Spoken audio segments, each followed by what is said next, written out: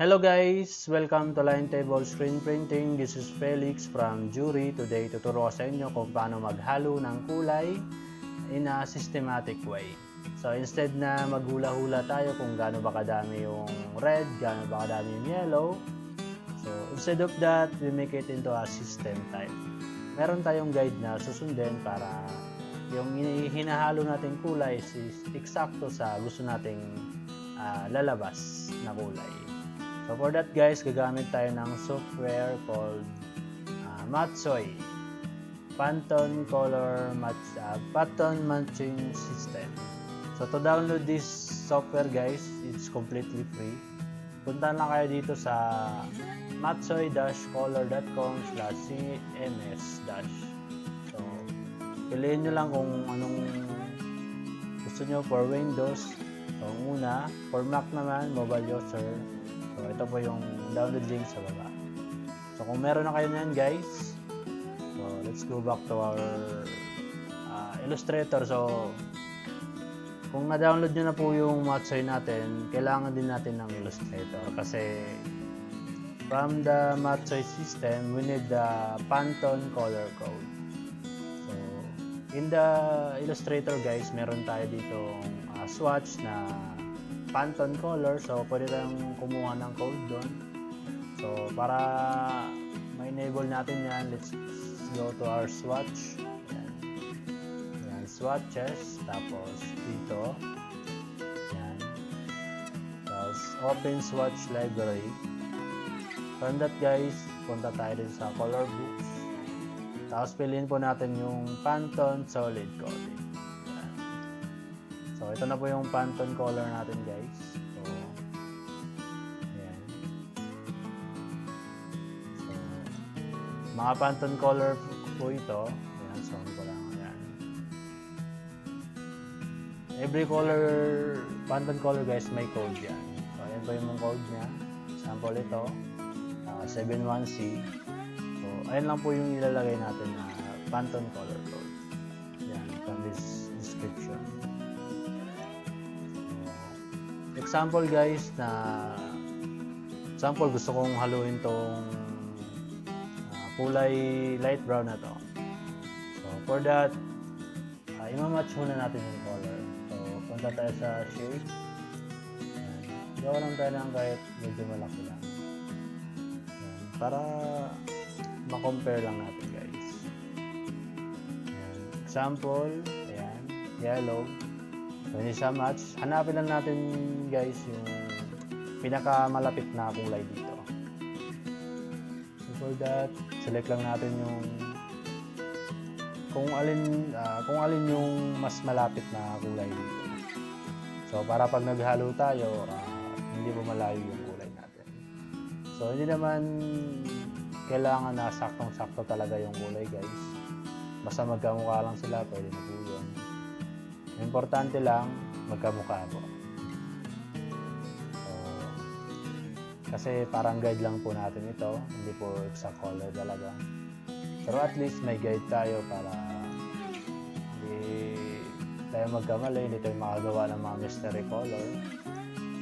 Yan. So I think medyo kamukha na to guys. Yan. Medyo kamukha na to. So ito yung napili ko. Ito po yung Pantone color na yon. Pag hinighlight po natin ng mouse yan guys, may lalabas na code dyan. Ayan. Kung nakikita nyo, ayan, Pantone 111. So, ayan po yung code niya, Pantone 111. So, may Pantone color code na tayo guys. Punta tayo sa Matsoy system natin. So, hanapin po natin yung code na 111. Ayan po. Tapos, enter amount of ink. Sample, 500 grams na yung haluin ko.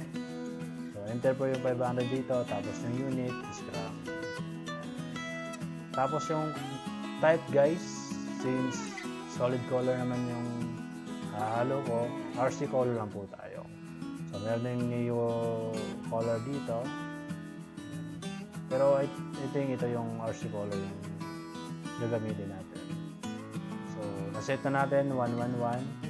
So, yung code na yan, nakuha natin sa Illustrator, yung 111 na yan. Yung amount na ink, tapos gram. So gate formula lang tayo guys. So ayan na po yung mahalo niya. So ang makailangan po natin guys base sa system is 92%. So halos 93% na yung yellow. Ayan. Yung warm red naman nasa 1.4% lang. Tapos yung black is nasa 5.8%. So in pounds or in grams, ito po yung equivalent niya. Ayan. 29 grams yung black, tapos 7 grams yung warm red or red, tapos 64 grams yung yellow na kailangan natin. So for 500 grams amount of cake yan. So kung 1 kilo yung gusto natin guys, ayan, meron din yan. Ito po yung kailangan natin sa 1 kilo. 58 grams yung black, 14 grams yung warm red, tapos 928 grams yung yellow. So napaka-helpful nitong software na to guys. Pagkatapos na, pwede natin i-print yung formula. Ayan. So makapag-print po tayo, so may guide na po tayo guys. Ayan. Since meron na tayong ganito, so, punta na tayo sa actual paghalo ng kulay guys. So, tara. Welcome back guys. So, na-print na po natin yung kailangan natin. So, from Matsoy software po ito. So, ito yung kailangan natin guys. Ulitin ko lang. Black, 29 grams. Warm red is 7 grams. Ito pong grams. Tapos, yellow is 464 grams. So, ito yung mga ink guys. Nakikita nyo. Ayan. So, any solid ink lang na solid color po.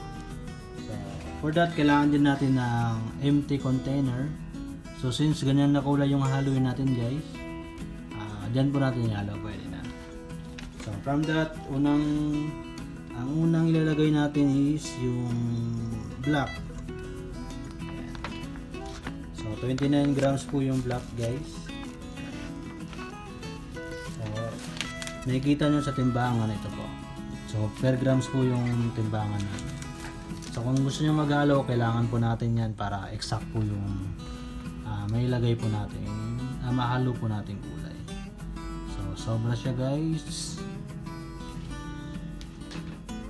So, ang technique dyan, paunti-unti lang po yung lagay natin para hindi po tayo mahirapan. So, ayan.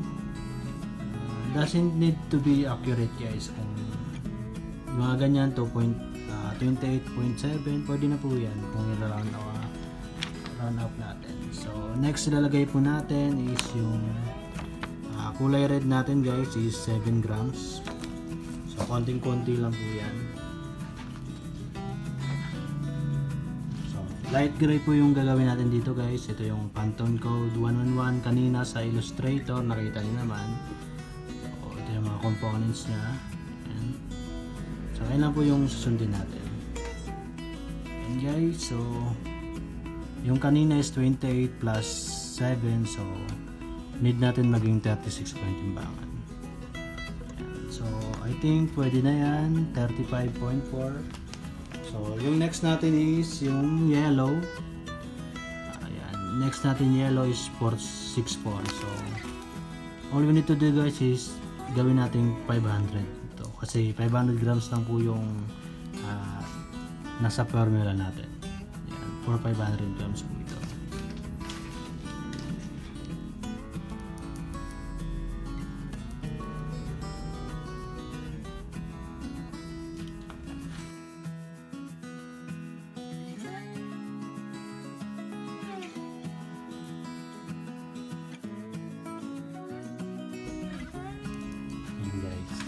So, sabi ko kanina, paunti-unti lang po lagay para hindi po tayo sumobra.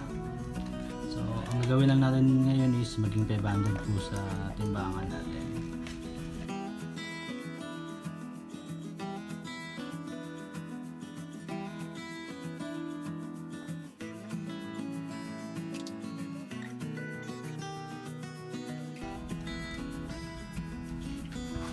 So, ayan guys, 500 na po yung timbang natin. So pwede na natin i-mix yung mga colors kasi sakto na po yung mga nalagay natin. 29 grams black, 7 grams warm red, and yellow is 464 grams. So ayan guys, mix na natin yan.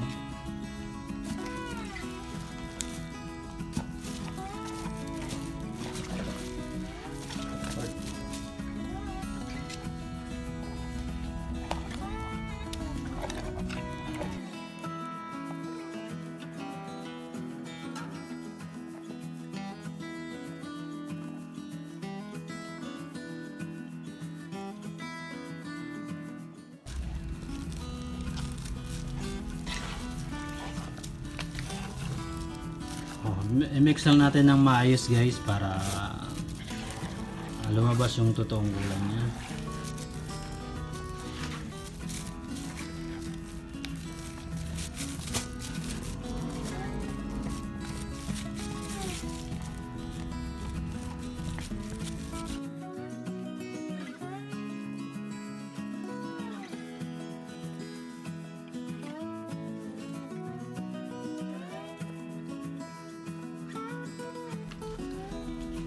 So ayan na guys, so makikita nyo, ayan na po yung nahalo nating kulay, light brown.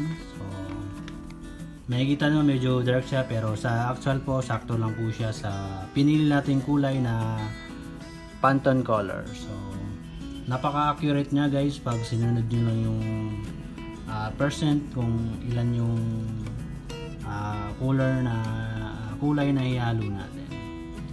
So the actual color na gusto namin ihalo guys is medyo light pa, so nasa inyo na po yan kung lalagyan nyo pa ng puti para maging lighter siya. Pero dahil dito tayo na base sa Pantone code 111, so ayun po yung result niya guys. So kuwang-kuha naman po. So ganun lang po kadali maghalo ng kulay pag gagamit po tayo ng system. So, ayun lang guys. Thank you sa panonood. Kung nagustuhan nyo po yung video, please leave a like and comment. At huwag kalimutang mag-subscribe. Pinutin nyo po yung notification bell para updated po kayo lagi sa mga ilalabas pa ng videos about line table screen printing tutorial. Maraming salamat po.